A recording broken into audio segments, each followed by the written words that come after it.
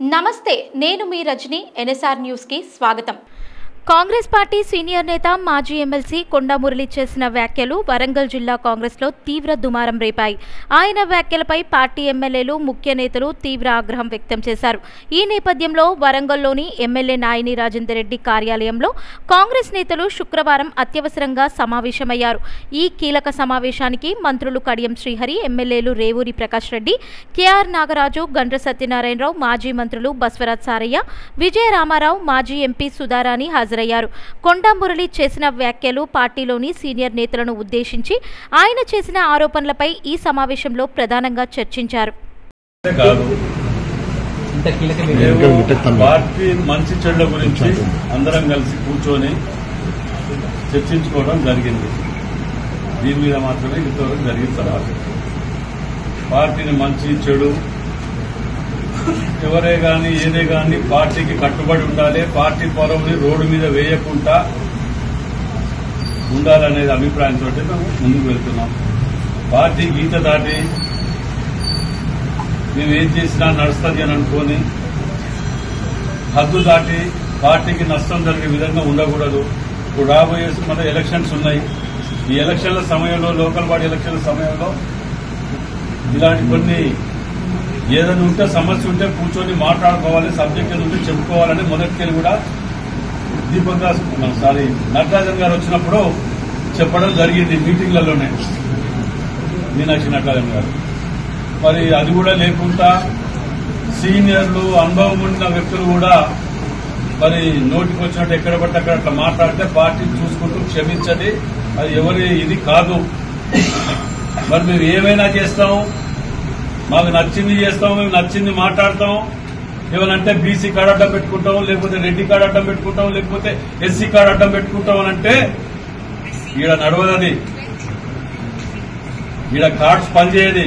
ఈడ అన్ని కులాల జాతిలో ఉన్నాం. ఈడ అంటే మీరు చేసిన పాపాలన్నీ కులాలు అడ్డం పెట్టుకుంటే పోతాయా? ఆ పద్ధతి మానుకోండి. ఎవరే గాని పార్టీకి లోబడి ఉండాలి, పార్టీకి కట్టుబడి పనిచేయాలి. మీ కష్టం సుఖం ఏదైనా ఉంటే అధిష్టానం ఉంటది, మీద పోయి చెప్పుకోవాలి. అంతేగాని ప్రతిదానికి ఏది రోడ్డు మీద పడి నేను ఏదో చెప్తే ఏదో ఎవరినో ఏదో అనుకుంటే ఇదైతే అనుకుంటే అది మంచి పద్ధతి కాదు.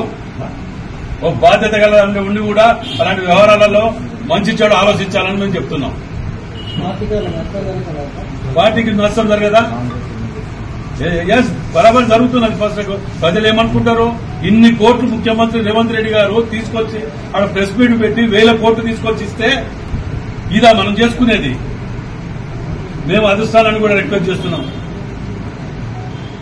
మేము ఎక్కువ మోయదలుచుకోలే ఈ పాపాలని, మీరు కూడా ఆలోచన చెయ్యాలి. అధిష్టానాన్ని రిక్వెస్ట్ చేస్తున్నాం మేము ఇప్పటికి కూడా. ఎందుకంటే ఇది చూస్తూ పోతుంటే ఎక్కడ ప్రతి కాన్స్టిట్యున్సీలో ఒకళ్ళు వెళ్ళి ఎవరి కోసం ఇది?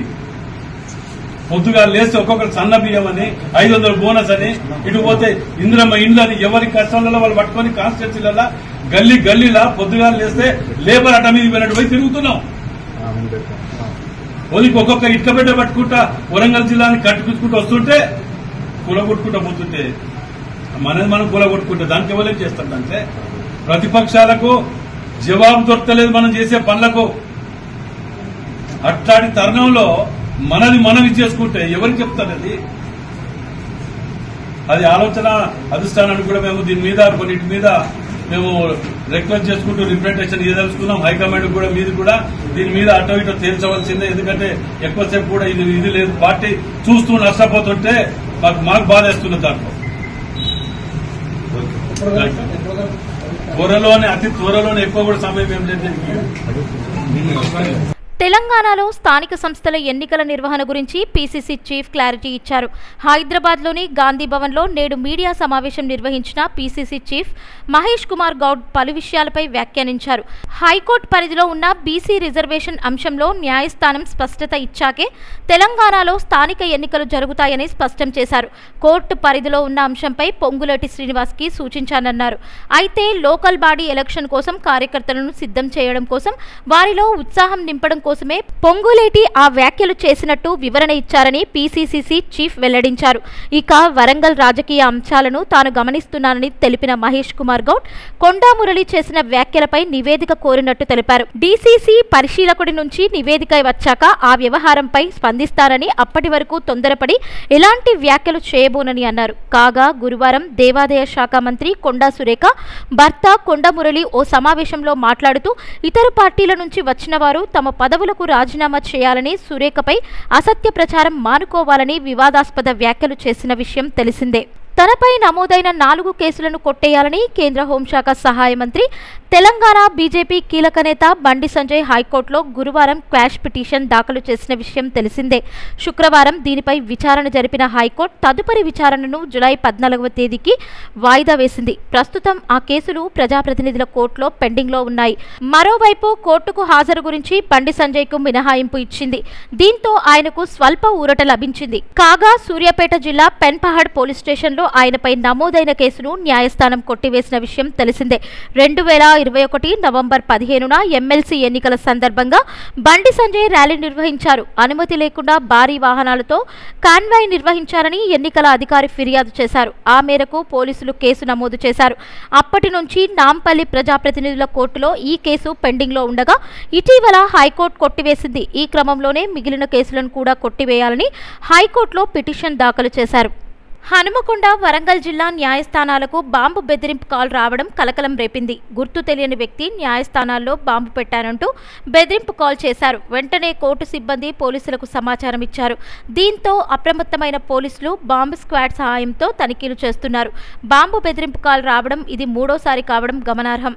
అనుమానితులను కనిపెట్టేందుకు పోలీస్, సైబర్ విభాగాలు ఎప్పటికప్పుడు కృషి చేస్తున్నా ఇలాంటి ఆకతాయిలను పట్టుకోలేకపోవడం గమనార్హం. బీహార్ పర్యటనలో ఆర్జేడీపై ప్రధాని మోడీ తీవ్ర విమర్శలు చేశారు. అధికారం కోసం ఆరాటపడేవారు తమ సొంత కుటుంబాలను ప్రోత్సహించడంపైనే దృష్టి పెడతారని విమర్శించారు. వచ్చే ఎన్నికల్లో దోచుకునే పార్టీలకు ఓట్లు వేయొద్దని ప్రజలను కోరారు. కాంగ్రెస్, ఆర్జేడీ కూటమి బీహార్ వ్యతిరేక, పెట్టుబడి వ్యతిరేక కూటమిగా అభివర్ణించారు. ఆ పార్టీల కారణంగానే బీహార్ పేదరికంలో ఉందని ఆరోపించారు. బీహార్ ప్రజలే ఎక్కువగా ఇతర రాష్ట్రాలకు వలసదారులుగా వెళ్లిపోయారన్నారు. పిల్లల భవిష్యత్ కోసం ఎన్డీఏ కూటమిని గెలిపించాలని మోడీ పిలుపునిచ్చారు. శుక్రవారం మోడీ బీహార్లో పర్యటించారు. ఈ సందర్భంగా కోట్లాది రూపాయల ప్రాజెక్టులను ప్రారంభించారు. ప్రధాని మోడీ గత 5 నెలల్లో బీహార్లో పర్యటించడం ఇది 5వసారి. త్వరలో బీహార్లో అసెంబ్లీ ఎన్నికలు జరగనున్నాయి.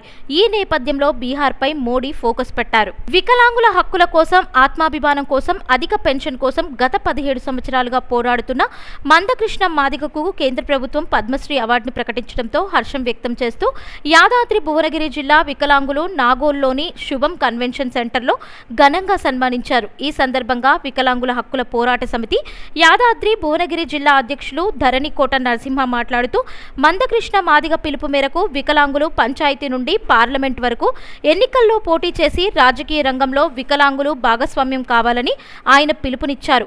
జనాభా దామాషా ప్రకారం వికలాంగులకు సీట్లు కేటాయించాలని ఆయన డిమాండ్ చేశారు. మద్యం మత్తులో కొందరు పిచ్చి పిచ్చిగా ప్రవర్తించి ప్రాణాల మీదకు తెచ్చుకుంటున్నారు. కొందరు యువకులు తాగిన మత్తులో ఏం జరుగుతుందో అర్థం కాక మెదడు పనిచేయక సాహసాలు చేస్తుంటారు. మత్తులో అలా ప్రవర్తిస్తారు, కానీ ప్రమాదం జరిగిన తర్వాత అర్థమవుతుంది. తాజాగా అలాంటి ఘటనే చోటు చేసుకుంది. మద్యం మత్తులో ఓ యువకుడు వీరంగం సృష్టించాడు. గ్రామంలోని ట్రాన్స్ఫార్మర్ ఎక్కి కరెంటుతోనే ఆటలాడాడు. యువకుడి చేష్టలకు అక్కడకు చాలా మంది చేరుకొని వాదిస్తున్నప్పటికీ వినకుండా ట్రాన్స్ఫార్మర్ పైకి కరెంటు తీగలు పట్టుకుంటానని బెదిరింపులకు పాల్పడ్డాడు. చివరికి కరెంటు తీగలపై కాళ్లు పెట్టి ఆత్మహత్యా యత్నానికి పాల్పడ్డాడు. అందరికీ దండం పెట్టి కరెంటు తీగలపై కాలు వేయడంతో ఒక్కసారిగా విద్యుత్ షాక్ తగిలింది. కరెంట్ షాక్తో అక్కడికక్కడే ట్రాన్స్ఫార్మర్ పై పడిపోయి ప్రాణాలు వదిలేశాడు.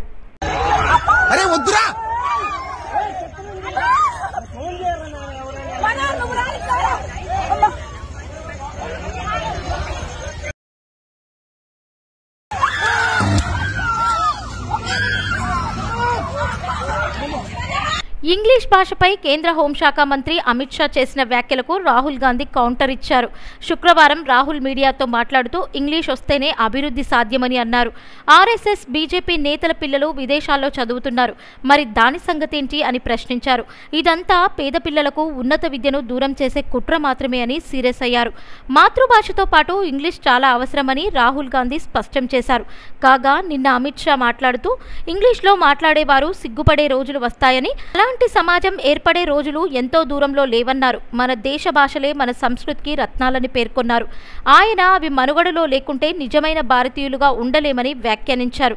మాజీ ఐఏఎస్ అశుతోష్ అగ్నిహోత్రి రాసిన ఓ పుస్తకాన్ని ఆవిష్కరించిన సందర్భంగా అమిత్ షా ఈ విధంగా మాట్లాడారు. రప్పా రప్పా నరుకుతాం అనే వ్యాఖ్యలను మాజీ సీఎం జగన్ సమర్థించడం దారుణమని ఏపీ కాంగ్రెస్ అధ్యక్షురాలు వైఎస్ షర్మిల అన్నారు. ఒక పార్టీ అధ్యక్షుడిగా ఉండి సమాజానికి ఏం చెప్పదలుచుకున్నారని ఆమె ప్రశ్నించారు. జగన్ వ్యాఖ్యలు దురదృష్టకరమని, రెచ్చగొట్టే హింసాత్మక వ్యాఖ్యలు సరికాదన్నారు. నరుకుతాం, చంపుతాం, దుస్తులు ఊడదీస్తాం అని అనడమేంటని షర్మిల నిలదీశారు. మరోవైపు పవన్ కళ్యాణ్ కూడా జగన్ వ్యాఖ్యలపై తీవ్రంగా స్పందించారు. అప్రజాస్వామిక ధోరణిలో మాట్లాడేవారిని ప్రజలు ఓ కంట కనిపెట్టాలని AP deputy CM Pawan Kalyan అన్నారు. అసాంఘిక శక్తులపై పోలీసులు కఠినంగా వ్యవహరిస్తారని హెచ్చరించారు. ఏపీ మాజీ సీఎం జగన్ సినిమా డైలాగులు చెబుతూ చేసిన వ్యాఖ్యల నేపథ్యంలో పవన్ స్పందించారు. సినిమాలో చెప్పే డైలాగులు సినిమా హాల్ వరకే బాగుంటాయని, వాటిని అనుసరిస్తామంటే ప్రజాస్వామ్యంలో సాధ్యం కాదని అన్నారు. ఎవరైనా చట్టం, నియమ నిబంధనలను పాటించాల్సిందేనని స్పష్టం చేశారు. శాంతి భద్రతలకు విఘాతం కలిగించే వారిని కూటమి ప్రభుత్వం ఉపేక్షించదని, రౌడీ షీట్లు తెరిచి అసాంఘిక శక్తులను అదుపు చేస్తామని హెచ్చరించారు. అసాంఘిక శక్తులకు మద్దతుగా మాట్లాడడం కూడా నేరమే అని మరిచిపోవద్దని హితవు పలికారు. మన అభిమానస్తుడై నెక్స్ట్ టీడీపీ ప్రభుత్వంలో టీడీపీ వాళ్ళను రప్ప ఏం జాతరలది గంగమ్మ జాతరలో ఏం పొట్టేలు తల నరికినట్ట రప్ప నరుకుతాను. మంచిది కదా.